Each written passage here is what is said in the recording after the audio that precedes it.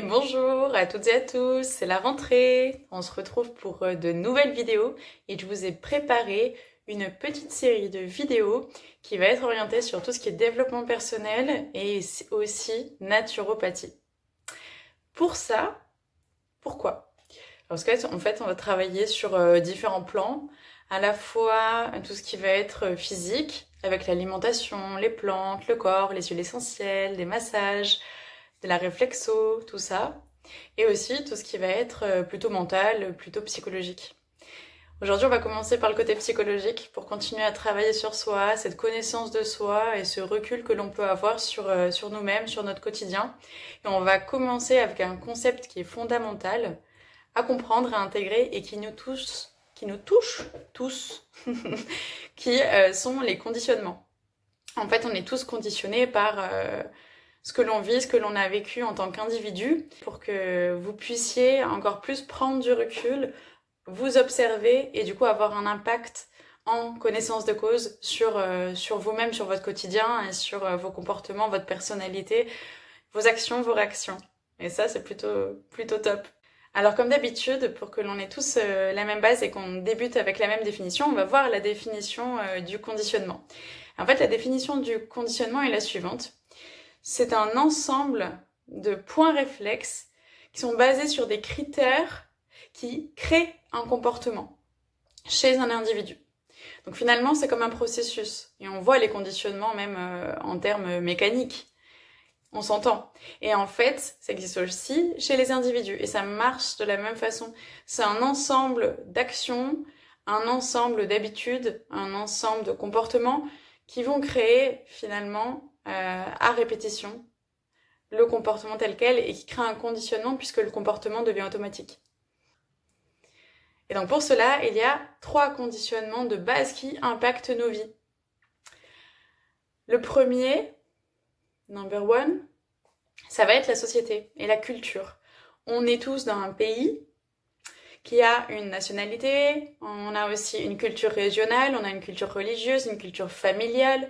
Et en fait, tout cela, tous ces codes-là conditionnent en partie notre façon, notre perception de la vie. C'est le premier conditionnement, le conditionnement culturel. Et il est tellement vaste qu'on pourra en parler prochainement dans une autre vidéo. On a aussi le conditionnement éducatif, donc notre éducation, qu'elle soit externe ou familiale. Et en fait, cette éducation-là, on va avoir plein d'exemples aussi, d'habitudes, de termes, de situations que l'on vit, qui vont conditionner ensuite notre façon de les vivre, donc notre personnalité. On a vu la société, la culture, en premier conditionnement, le second, l'éducation, et le troisième, c'est nous-mêmes, c'est nos expériences, c'est ce que l'on vit dans nos vies. Et en fait, donc il y a une grosse part de passé, il y a aussi une grosse part de présent, qui conditionne la façon dont on a vécu telle ou telle situation, tel ou tel événement, va conditionner la façon dont on les vit aujourd'hui et quand on les revit aussi. Et tout ça, ce qui est très très chouette là-dedans, c'est que c'est pas immuable. On peut avoir une action dessus, et je vais vous l'indiquer. Il y a des outils qui existent pour ça, et donc on n'est pas obligé de garder ces conditionnements ad vitam aeternam. Ils sont malléables, ils sont changeables pour le coup, mais comme vous le voyez, les conditionnements demandent du temps pour se mettre en place, beaucoup de répétitions pour qu'ils deviennent automatiques et qu'on se rende plus compte en fait de leur origine. Pour ça, il va falloir aller chercher un petit peu l'origine, mais c'est de manière simplifiée, et réussir avec volonté, effort et discipline.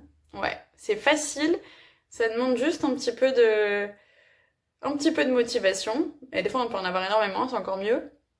Et aussi cette petite discipline qui va faire, qui n'est pas très compliquée, vous allez voir, qui va faire qu'on peut changer nos réactions, nos comportements quand on a envie.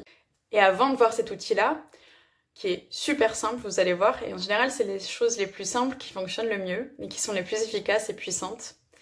Il faut un petit peu voir le schéma de comment se crée ce comportement automatique. En fait, on va avoir une habitude qui va se répéter, ou alors des phrases qui vont se répéter dans notre éducation, ou alors des comportements de nos parents, des amis, de la famille, à l'école, etc., n'importe où finalement, des comportements externes que l'on va voir fréquemment, qui vont faire que on va être malléable neurologiquement et ça va créer des chemins neuronaux à l'intérieur de nous qui vont faire que ces comportements, ces habitudes vont devenir à force de répétition des comportements automatiques. Et on s'en rendra même plus compte. On va réagir comme ça à telle situation, même si ça nous plaît pas. Et donc là, je vais vous inviter à identifier ces moments-là. Ceux où vous réagissez, où vous dites mince, je voulais pas réagir comme ça. Ça m'embête, c'est pas ce que je voulais, mais ça a été automatique, trop rapide, etc. Ben là, c'est un comportement automatique qui vous plaît pas. Donc on peut le changer, on peut le modifier. Seulement, il faut discipline, effort et de la volonté. Il faut vouloir le changer en fait. Il faut vouloir prendre part et agir pour vous-même. Pour ça, il vous faut 90 jours. C'est l'initiation du changement de ce chemin neuronal. Vous allez le remplacer par un nouveau. C'est pas très compliqué. Quand on voit 90 jours, finalement, c'est que 3 mois. 3 mois dans une vie pour changer un comportement qui nous plaît pas. C'est plutôt cool, non?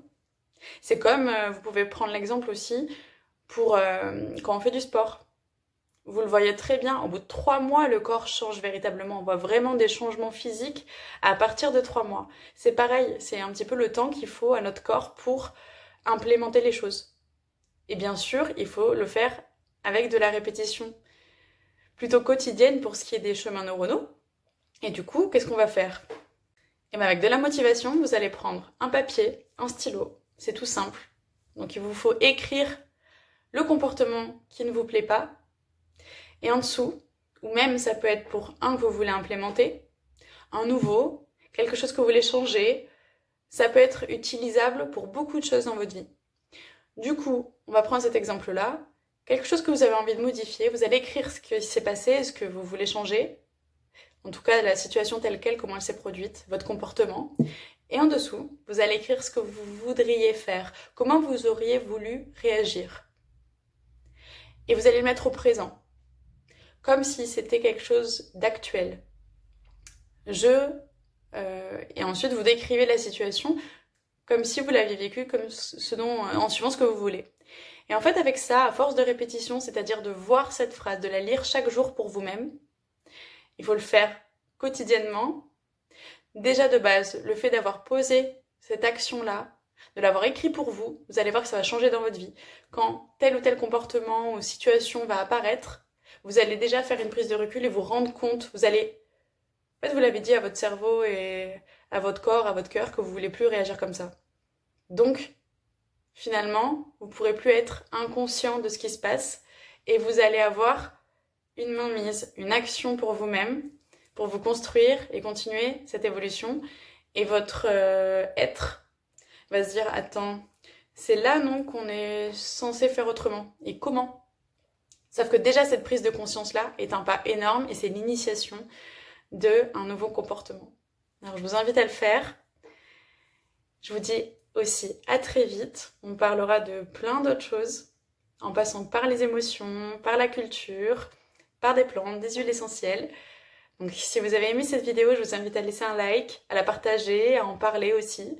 Et moi, je vous souhaite une très très très belle rentrée pour celles et ceux qui ne l'ont pas encore faite. Et dans tous les cas, belle rentrée à tous, avec sourire derrière